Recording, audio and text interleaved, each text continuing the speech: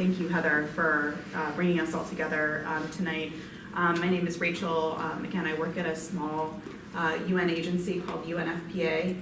And the reason that Karen invited me here was to bridge a little bit between the UN and the local, and that's exactly what the UNANCA does. I'm so grateful for their work in always trying to localize this global, as Heather was saying, some things that seem very abstract, that seem very, very other, are actually quite applicable to what's going on in our own neighborhoods, in our own towns. So thank you to the UNANCA for always trying to localize some of these global issues to show that they are, in fact, universal and shared experiences that a lot of people have. So thank you very much. I'm going to take a very short period of time. I'm going to make three very quick points. I work for a small UN agency. You've probably heard of UN Women or UNICEF. We partner with them to meet the needs of women and children and girls all over the world. UNFPA is part of the larger UN system. We work to meet specifically the sexual and reproductive health and rights needs of girls, including the safety needs of girls, both in development settings and in crises. So UNFPA is the lead on preventing and meeting the needs for gender-based violence throughout the world. That's sort of one of our niches, and it's something that we work on very closely with UN Women. So they're a fantastic partner of ours. I guess I just want to say three quick points. The first point is that this is universal. It's global.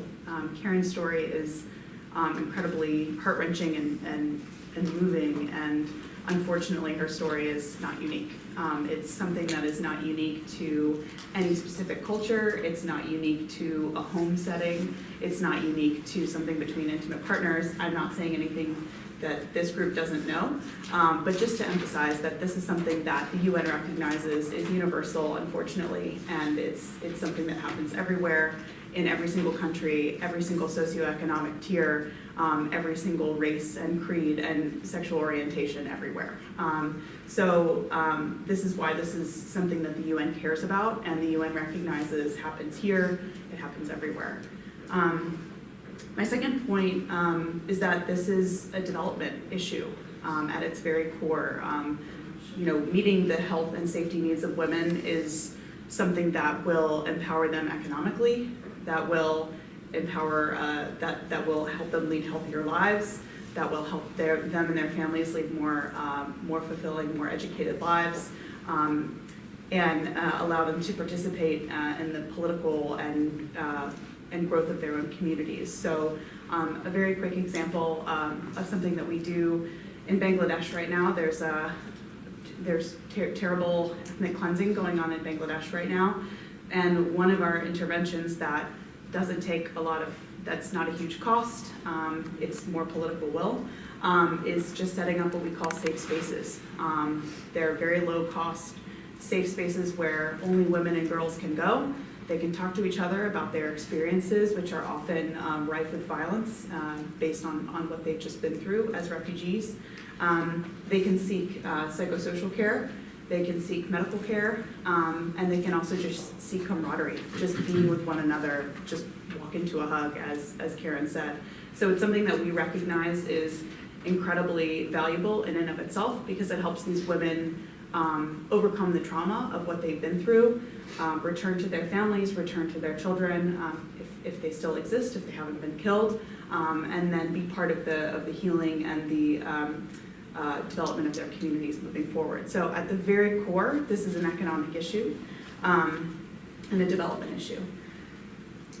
And my last point is the barrier to this, which I'm so buoyed by the Me Too movement, by people who have spoken out all over the world, inside the United Nations, especially as well, is that there's often the lack of political will to act, to actually prioritize these needs. Whenever you see a crisis, whenever you see news coverage of a crisis, the thing that rends your heart the most is seeing a woman or seeing a pregnant woman, as a pregnant woman myself, I might make the front page of a newspaper if I were to become a refugee tomorrow, but I don't know if my needs as an expectant woman would necessarily be met, because it takes massive political will to actually fund and do this stuff. And more so, it takes political will to listen. So I'm going to stop talking, I'm going to listen, and I'm really grateful for this project, for starting locally, for connecting the global and the local. Happy to talk afterwards about a little bit more of what we do, but don't want to take any more of the time here. Thank you.